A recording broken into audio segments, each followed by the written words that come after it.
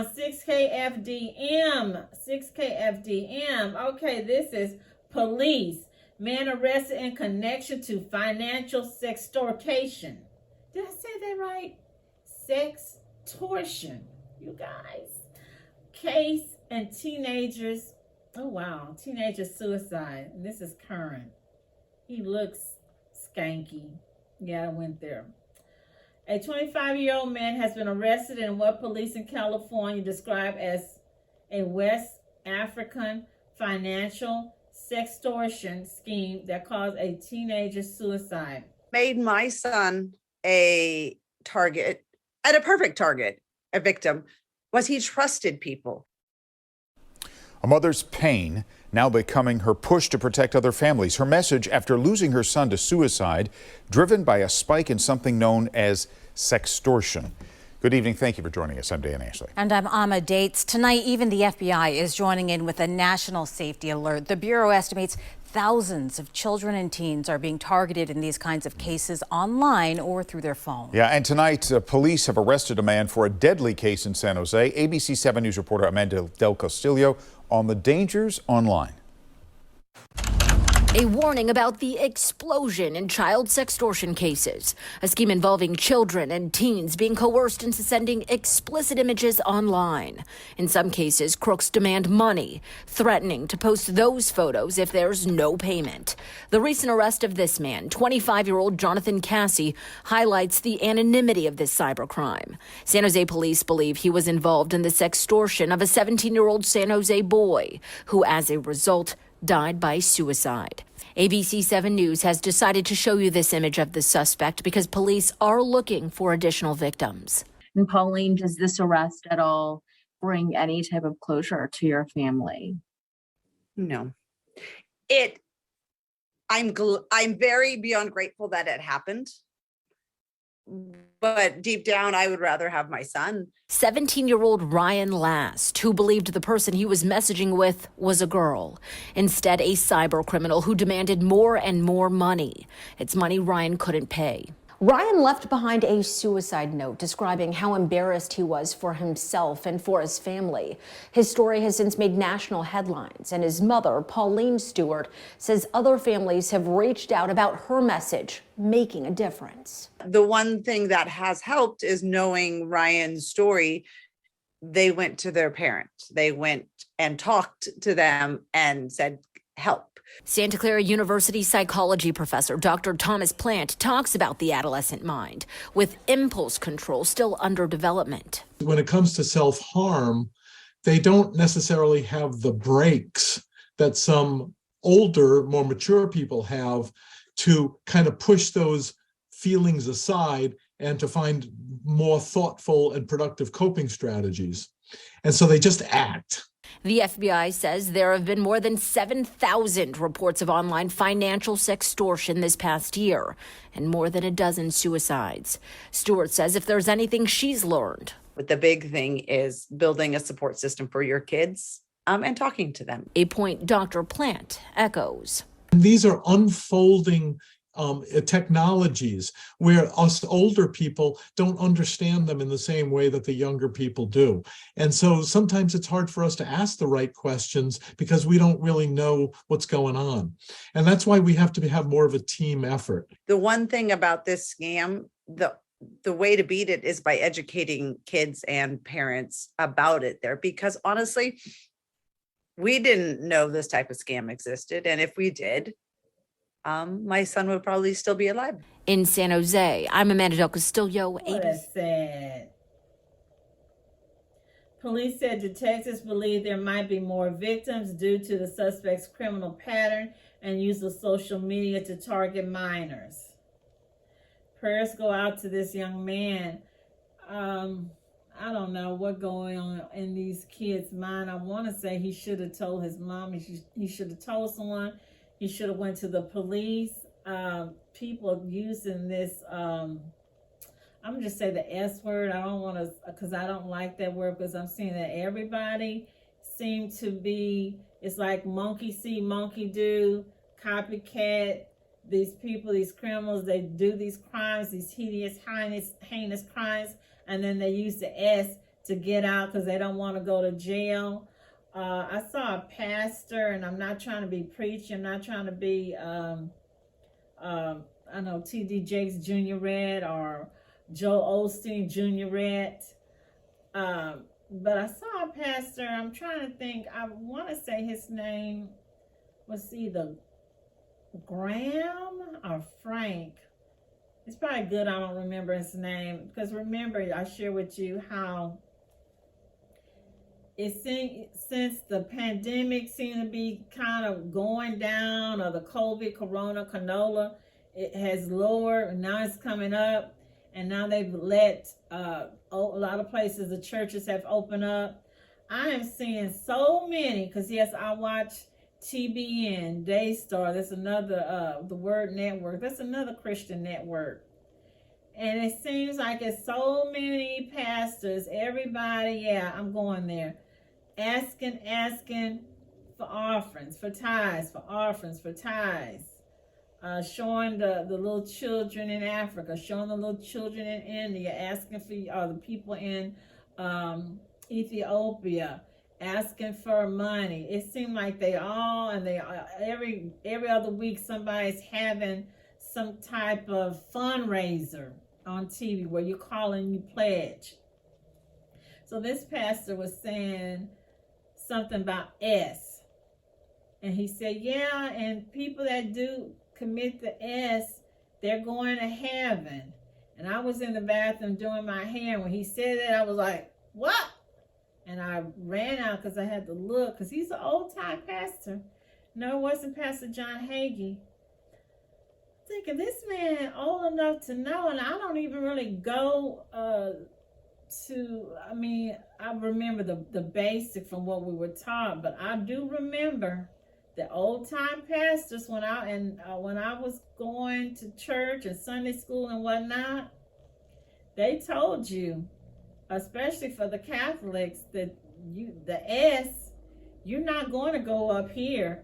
You're going to sit in purgatory. And I'll tell you a dream, not now, I don't have time to tell you, about something that came to me. I had this weird, strange vision, and I thought I shared it with one of my sisters, and she couldn't think what it was. And then, again, like I said, I was washing dishes. Something happens when I'm washing dishes. I guess the water touches my hand, and I got an interpretation. And when I thought about this, it hit the nail on the head. Yeah, so the pastors, they want the tithes and offering, the money so bad, they're going and they're saying whatever's going to make people, I don't know, I guess to pacify them so they can give the tithes and offering. And women, fighting their husbands, fighting their lovers, I don't know, and then calling it domestic abuse. Allegedly. Suspect indicted after allegedly stabbing boyfriend in the chest. Georgetta Brewer. She looked like a black eye. So, I mean, how did she get the black eye?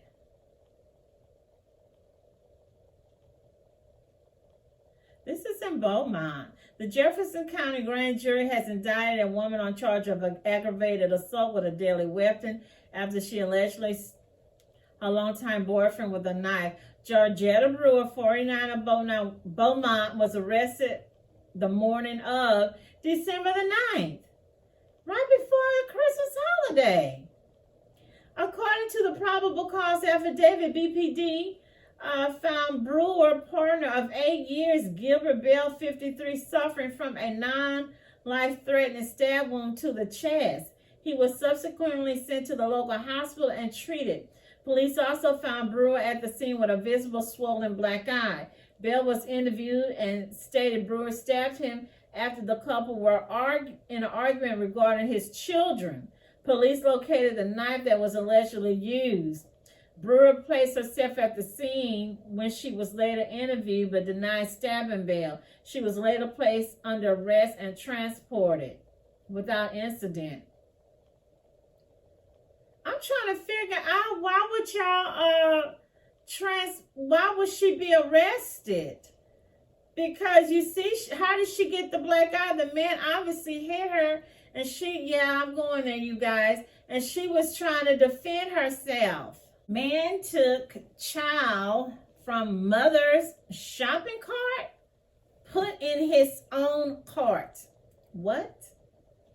This is a bold mother trucker. That's right, I said it, you guys. Elderly man. I wouldn't say old, but he's old enough to have better sense than that, and I know he's not blind. Okay, so this is in Alabama. Authorities in Alabama are asking the public to help find a man who is suspected of taking a child from a mother's shopping cart on Friday. The Atala Police Department said a report was filed saying that a man had picked up the child from the mother's shopping cart and then put the child in his shopping cart.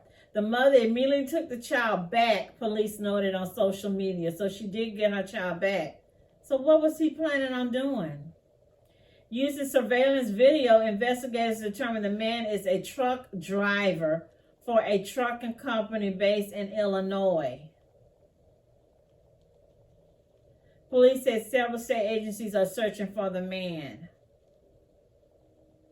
I mean, I don't want to, I'm not defending him, but I'm wondering, did he not see that child? Is he blind? Did he not see that?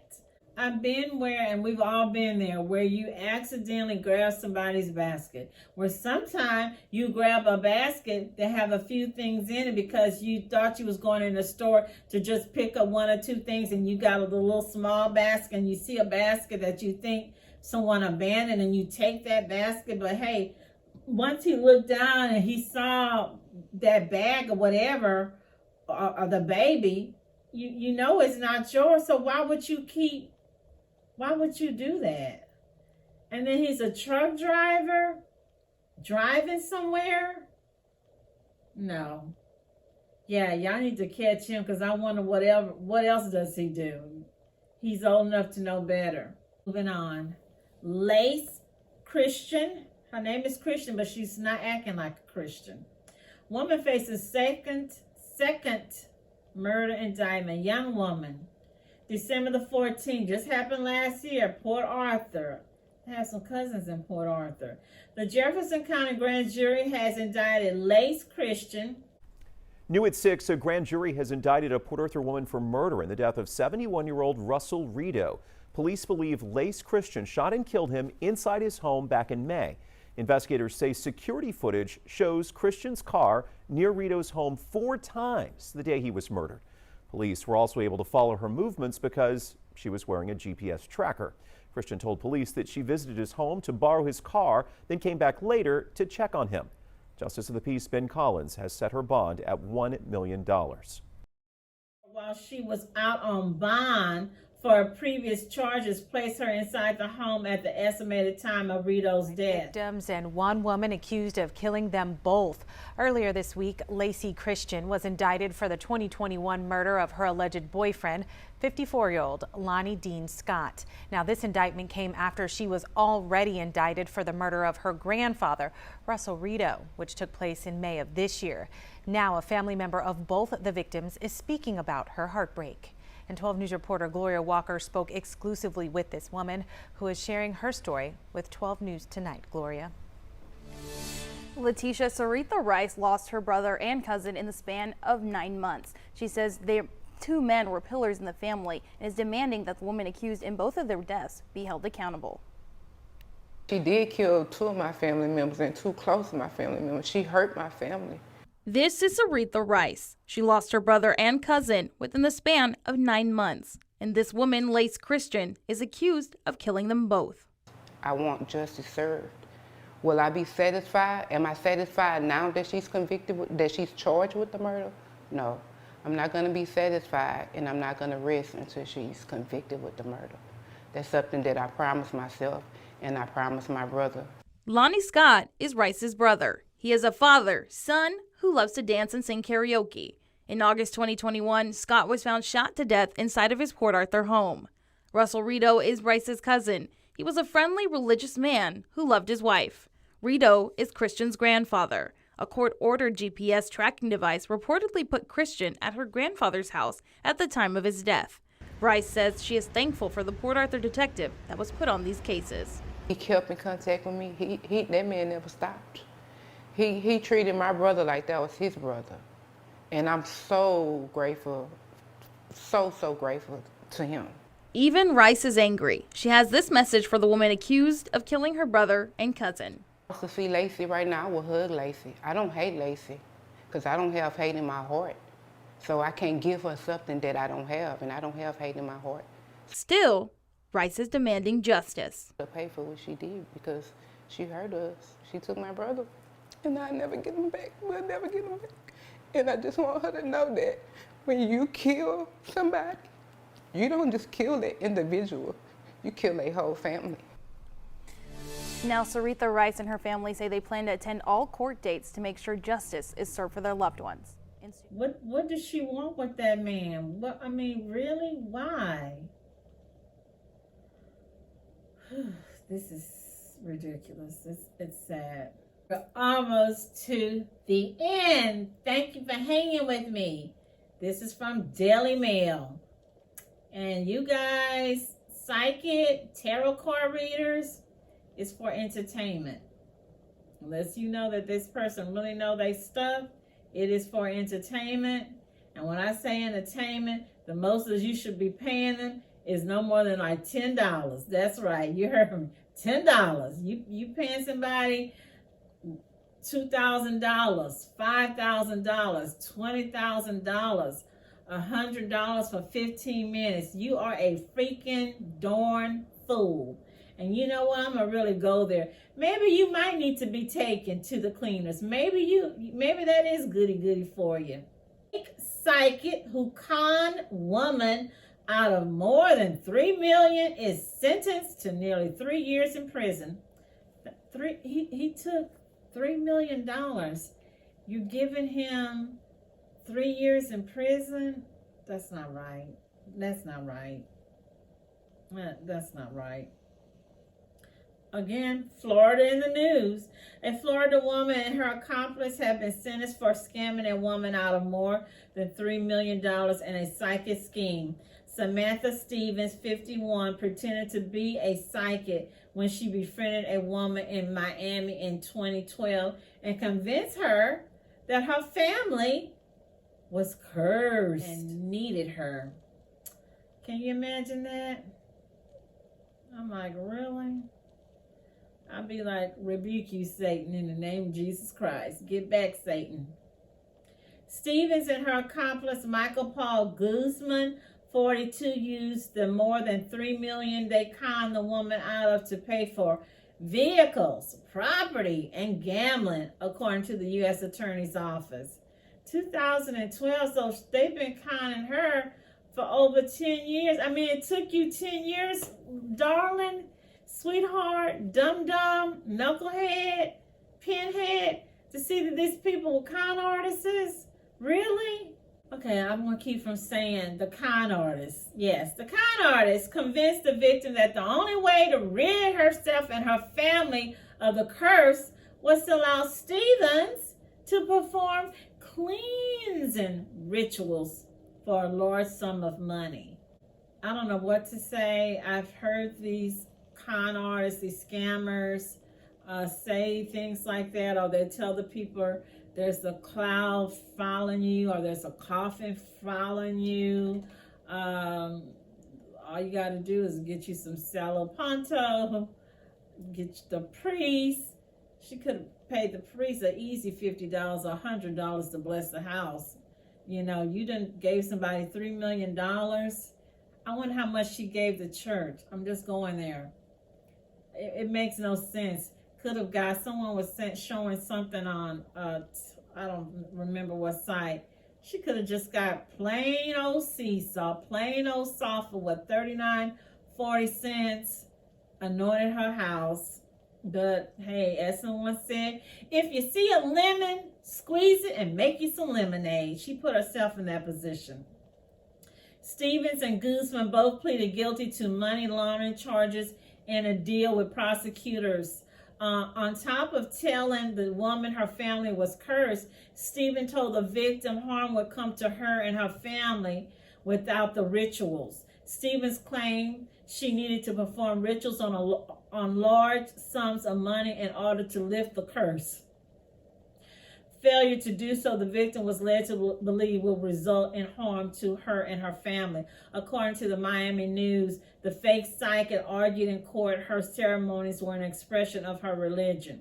Stevens also said the victim received exactly what she bargained for. Wow, she was bold, wasn't she? After Stevens cut off the woman in 2016, the Florida incident certainly isn't the first psychic to scam to make headlines. Okay, so here they're showing another one. In February, one woman was arrested after she used a fake psychic to swindle her mother out of, this is Euro, 50 million painting. Sabine Bokey, 48, tricked Janine Bokey, 83, whose late husband was an art collector, into handing over the Sol Poente 1949 by Tercela de Amari by having a fake psychic tell her painting was cursed. How can you do something like that to your own mom? The celebrated artwork worth $48 million was previously exhibited at New York's Museum of Art, MoMA.